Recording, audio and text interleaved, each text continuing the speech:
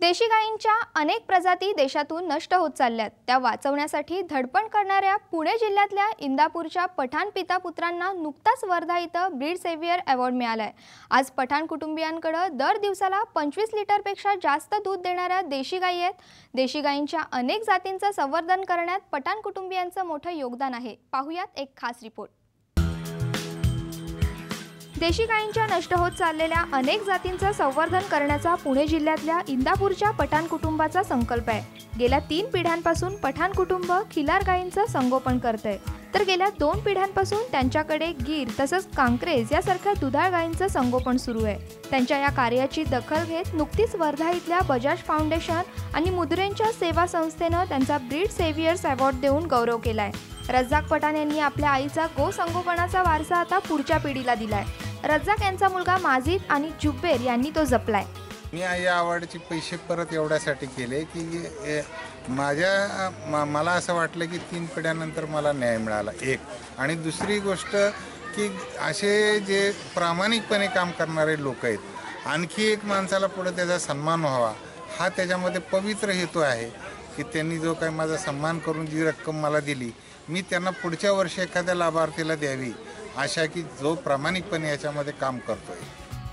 रज्जाक पठाण यांचा मुलगा माजिद पठाण यांनी उच्च शिक्षण घेतल्यानंतर पुन्हा गावाची वाट धरली। शेतीबरोबर देशी गायींचं शास्त्रशुद्ध संगोपन करणं त्यांना आज सर्वाधिक महत्त्वाचं वाटतंय।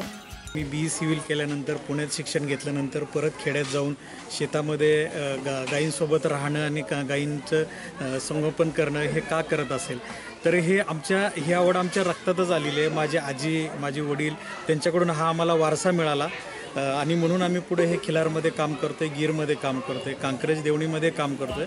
भारतातल्या देशी गायी दूध देत नाहीत या सबबीखाली देशी वाण मागं पडलाय, पण ही गोष्ट पठाण कुटुंबियांनी मोठ्या अभ्यासानं आणि शास्त्रशुद्ध गोसंगोपनातून खोटी ठरवून दाखवली आहे। आज त्यांच्या गोट्यात दररोज जवळपास 25 ते 28 लिटर दूध देणाऱ्या गीर गायी आहेत। यांची पैदास वाढवण्यावर त्यांचा भर आहे। गाय ही दूध देत नाही आणि ती गाय गाभण राहून विण्यापर्यंतचा कालावधी जन्मल्यापासून 4 वर्षांचा लागतो। हे मुद्दे आम्ही खोडून काढलेले आहेत। आमच्या घरी आज आमच्याकडे सर्टिफिकेट आहे, एका कॉम्पिटिशनमध्ये आमच्या गायीने 1 दिवसाचं 12 लिटर दूध दिलेलं आहे। त्याचबरोबर आमची गाय 2 वर्षाची होतानाच ती वेलेली आहे।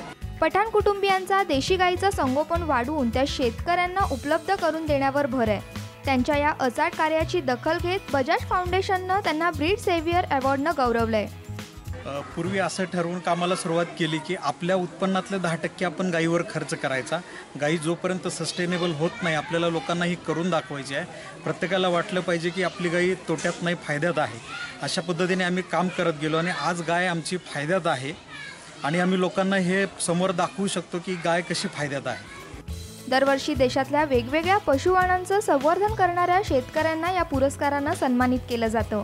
जवळपास 10 ते 12 राज्यांमधनं इथे आपले पुरस्कार ज्यांनी जनावरांच्या जे देशी जनावरांच्या जाती आहेत ज्या आता संपून राहिलेल्या आहेत त्या आणि त्याच्यावर त्यांचं जतन आणि संवर्धनाचं काम केलं, असे 10 ते 12 राज्यातनं लोक आलेले आहेत। आपली जी देसी ब्रीड आहे, देसी ब्रीडचे गवळाऊ किंवा खिलारी हे जे गायी आहेत किंवा आपल्या इथली म्हशी पण आहेत, याचं संगोपन आणि त्याचं व्यवस्थापन कमी खर्चात करण्याच्या दृष्टिकोनातून सेवा या NGOला आम्ही आपल्या रिसर्च अँड डेव्हलपमेंट फंडमधून सपोर्ट दिला आहे।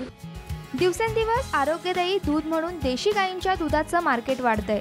अशावेळी दुधाळ देशी गायींचं संगोपन आणि संवर्धन करण्यासाठी चांगले प्रयत्न होणं गरजेचं आहे। वर्ध्यात पार पडलेल्या या पुरस्कार सोहळ्याच्या माध्यमातून पठाण कुटुंबियांसारखे देशी गोसंवर्धन करणाऱ्या शेतकऱ्यांची संख्या नक्कीच वाढेल यात शंका नाही। सुरेंद्र रामटेकेसह ब्युरो रिपोर्ट साम TV वर्धा।